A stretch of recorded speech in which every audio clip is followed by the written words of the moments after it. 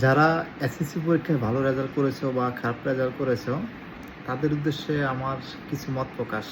আশা করি শুনবে। তোমরা যারা খারাপ রেজাল্ট করেছো বা A+ পাও নাই, 4 পয়েন্ট পেয়েছে, ফেল করেছো, তারা হতাশ হওয়ার কিছু নেই। কারণ তোমার রিজিক নির্ধারিত। তুমি কি করবা না করবা আল্লাহ তাআলা তোমাকে 400 বছর আগেই লিখে রেখেছে। আর যারা A+ পেয়েছো তারা খুশিতে আত্মহারা হওয়ার কিছু নাই। তুমি যে অনেক বড় চাকরি করবা, অনেক উপরে উঠতে পারবা তার কোনো নিশ্চয়তা নাই। তার বাস্তব প্রমাণ আমাকে দিয়ে তোমাদের কাছে উপস্থান করছি। আমি কিন্তু 2013-তে এসএসসি দিয়েছি। আহামরি তো ভালো স্টুডেন্ট না, কিন্তু আমাদের বেসের মধ্যে সর্বপ্রথম আমি কিন্তু একটা চাকরি পেয়েছি, ছোট হোক বড় হোক। আলহামদুলিল্লাহ আমার চাকরি এখন আজকে 11 বছর শেষের দিকে, আমি খুব ভালো জায়গায় আছি। আমি আহামরি বড় কিছু হতে পারি না, বাট একবারে নিম্ন পরিমাণে কিছু নাই, বাট আমি সচ্ছলভাবে চলতেছি। আমার আমার আয়ত্তের ভিতরে যেরকম চাহিদা ছিল সব শখ আল্লাহ পূরণ করেছি।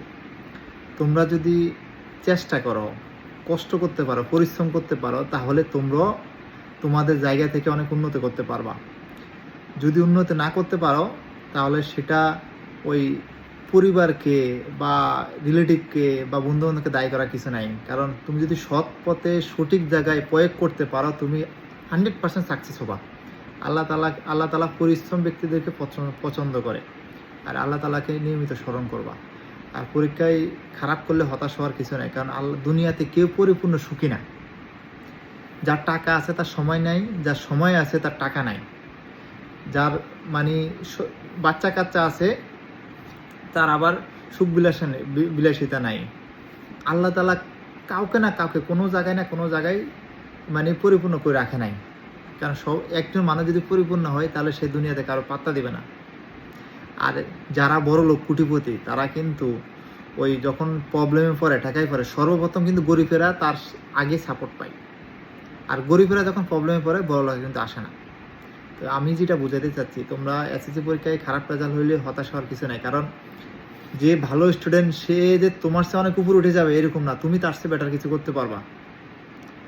এটা 100% শিওর। তুমি পরিশ্রম করার চেষ্টা করো, কারণ আল্লাহ তাআলা কাকে কীভাবে ঠকাবে জানে। অনেক ভালো স্টুডেন্ট আছে, হয়তো রেজিস্ট্রেশন নাম্বার ভুল করার কারণে ফেল করছে বা রুল নাম্বার ভুল করার কারণে ফেল করছে, এরকম অহরহ ঘটনা ঘটে। এটা নিয়ে মন খারাপ করার কিছু নাই, কষ্ট হওয়ার কিছু নাই। যতবার ভাঙবা ততবার আবার গড়বা, তাহলে তুমি সাকসেস। ভাঙার সাথে সাথে যদি ভেঙে পড়ে যাও তাহলে তুমি সাকসেস না। যতবার কষ্ট পাবা ওখান থেকে উঠে আবার দাঁড়াবা, যতবার পড়ে যাবা তো ওখান থেকে উঠে আবার দাঁড়াবা, দেখবে তোমরা লাইফে সাকসেস হতে পারবা। লাইফে সাকসেস হতে গেলে পরিশ্রম করতে হবে, কষ্ট করতে হবে, কিন্তু সৎ পথে, অসৎ পথে না। অসৎ পথে ইনকাম করবা, এটা মানে বরকত কোনো দিনে পাবা না। সৎ পথে থাকবা, এটা সবার কাছে রিকোয়েস্ট। আর হতাশ হওয়ার কিছু নাই। তোমাদের জন্য শুভকামনা রইলো, আর যারা পাস করছে তাদের জন্য শুভকামনা রইলো। খোদা হাফেজ, ভালো থাকবেন।